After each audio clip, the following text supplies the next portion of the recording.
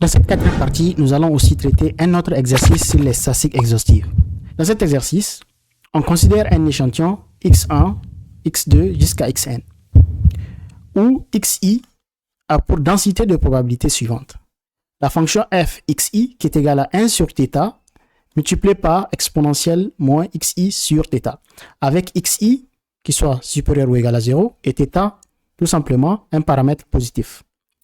On vous dit de démontrer à l'aide de la méthode 2 que la statistique qui est ici t, qui est tout simplement la moyenne arithmétique x bar, on veut que vous démontrez que c'est une statistique exhaustive pour le paramètre θ. Voilà l'exercice. Pour les gens qui n'ont pas compris c'est quoi la méthode 2, allez-y regarder les séances précédentes. La partie 1, la partie 2 et la partie 3. D'accord? Vous allez comprendre de quoi il s'agit. La méthode 2. La méthode 2, je vous ai dit que ça consiste tout simplement à déterminer ce qu'on appelle la fonction de vraisemblance. La fonction de vraisemblance de l'échantillon. Une fois qu'on trouve cette fonction de vraisemblance, nous allons la factoriser. On va la décomposer en deux parties. Une partie qui comporte le paramètre θ et une partie qui ne contient pas le paramètre θ. Okay? Une fois qu'on arrive à faire ça, on va dire que la statistique t considérée est une statistique exhaustive. Nous allons d'abord déterminer la fonction de vraisemblance de l'échantillon x1 jusqu'à xn. Okay? En fait, la fonction de vraisemblance, elle, c'est tout simplement les produits des fonctions de densité pour i allant de 1 à n. Parce que ici, les xi, ce sont des variables continues. On a des densités de probabilité ici. Donc, on va prendre le produit des différentes densités de probabilité. C'est-à-dire la densité de proba de x1, la densité de proba de x2, ainsi de suite, jusqu'à xn. Elles ont la même loi de proba. Vous avez vu, en fait, elles ont la même densité. Ça c'est tout simplement, on peut développer, comme ça, vous allez mieux comprendre. Ça, c'est tout simplement la fonction de densité de la variable aléatoire x1 multiplié par la fonction de densité de la variable aléatoire x2, ainsi de suite. Ici, ça, c'est la fonction de densité de la variable aléatoire xn. OK? C'est de prendre le produit des différentes fonctions de densité. OK? On remplace tout simplement. Vous allez voir, ça va être facile. La fonction de densité de x1, c'est facile. Il suffit juste d'aller au niveau de la fonction de densité générale qu'on vous a donnée. Il suffit de remplacer xi ici. I va être remplacé par 1. Et on va trouver la fonction de densité de x1. La fonction de densité de x1, donc, c'est tout simplement 1 sur θ multiplié par exponentielle moins x1 sur θ. Ça, c'est la fonction de densité de la variable aléatoire x1. Je me suis inspiré de la fonction de densité qu'on a formulée ici. Je remplace la fonction de densité de x2, c'est tout simplement 1 sur θ également multiplié par exponentielle de moins x2 sur θ. Ainsi de suite. Je continue et je remplace la dernière fonction de densité. C'est 1 sur θ multiplié par exponentielle moins xn sur θ. Vous remarquez que 1 sur θ se répète à tous les niveaux. C'est une constante qui se répète. Ça, c'est tout simplement prendre 1 sur θ multiplié par 1 sur θ, ainsi de suite, jusqu'au dernier. Mais on peut regrouper ça, en fait. Ça va devenir tout simplement 1 sur θ à la puissance n. Donc, ça va être tout simplement 1 sur θ à la puissance n. Et là, vous allez avoir exponentielle. Ici, vous multipliez par exponentielle. Vous gardez aussi une seule fonction exponentielle. Et vous allez prendre les puissances, vous allez les sommer.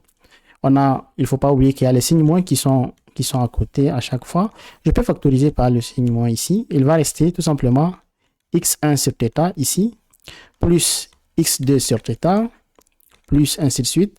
Le dernier c'est xn sur θ.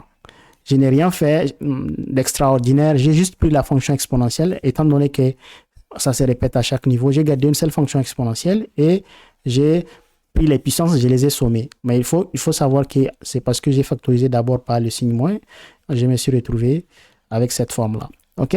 Qu'est-ce que ça me donne ici? Ça me donne quoi ici? Je peux factoriser par 1 sur θ. Tout simplement.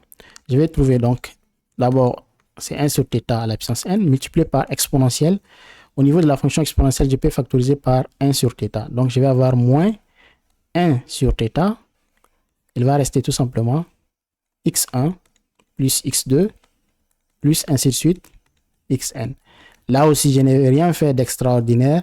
J'ai juste factorisé par 1 sur θ. Vous voyez, il y a partout 1 sur θ. Si vous factorisez par 1 sur θ, il va rester x1 plus x2, ainsi de suite, jusqu'à xn. Donc ça, c'est quoi? Ça, c'est tout simplement 1 sur θ à la puissance n multiplié par exponentielle moins Maintenant, regarde, ça c'est quoi? Ça c'est la somme de xi. OK? C'est la somme de xi. Donc, c'est tout simplement somme de xi sur θ. Donc, ça c'est la fonction de vraisemblance. La fonction de vraisemblance que je viens de trouver, c'est 1 sur θ à la puissance n multiplié par exponentielle moins somme de xi, petit xi, divisé par θ. La fonction de vraisemblance est déterminée. Nous connaissons maintenant la fonction de vraisemblance. Mais il faut qu'on décompose cette fonction de vraisemblance en deux parties. Je vous ai dit qu'on a besoin de trouver une fonction g, OK, qui sera dépendante de la statistique t et du paramètre θ, et d'une fonction, ça va être le produit de deux fonctions, une fonction g et une fonction h, d'accord, à déterminer. Maintenant, comment faire? D'abord, il faut qu'on se rappelle d'abord de quelle est la statistique qu'on a ici. La statistique t, c'est la moyenne arithmétique, c'est x bar. Mais vous voyez, au niveau de la fonction de vraisemblance, je n'ai pas encore fait sortir la statistique. Donc, j'ai besoin de faire sortir la statistique dans cette fonction de vraisemblance. Donc, je peux réécrire cette fonction de vraisemblance très facilement. Dans tous les cas, en fait, je connais que x bar, c'est somme de xi divisé par n. Par conséquent, je peux tirer somme de xi. OK, comme ça, je vais remplacer ça à ce niveau. Si j'exprime somme de xi en fonction de x bar, je vais trouver tout simplement que la somme de xi, c'est tout simplement n fois x bar. L'idée ici, c'est de faire sortir la statistique t, OK, dans la fonction de vraisemblance. Donc, je vais trouver tout simplement ici 1 sur θ à la puissance n multiplié par exponentielle moins. Maintenant, la somme xi sera remplacée par nx bar, tout simplement. Nx bar divisé par le paramètre θ. OK, donc ça, c'est la fonction de vraisemblance. Là, qu'est-ce que vous remarquez? Vous remarquez tout simplement que je peux en fait faire sortir la partie qui contient le paramètre θ, OK?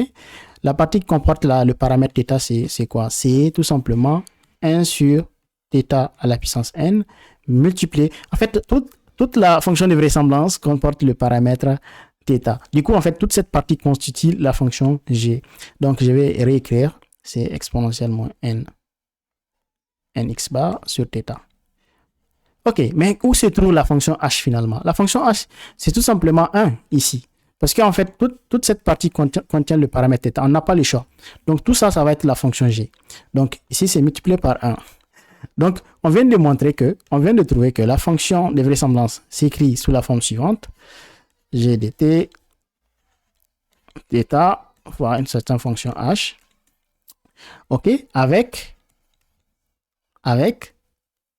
g t qui dépend de la statistique t et du paramètre θ, c'est 1 sur θ à la puissance n multiplié par exponentielle moins n.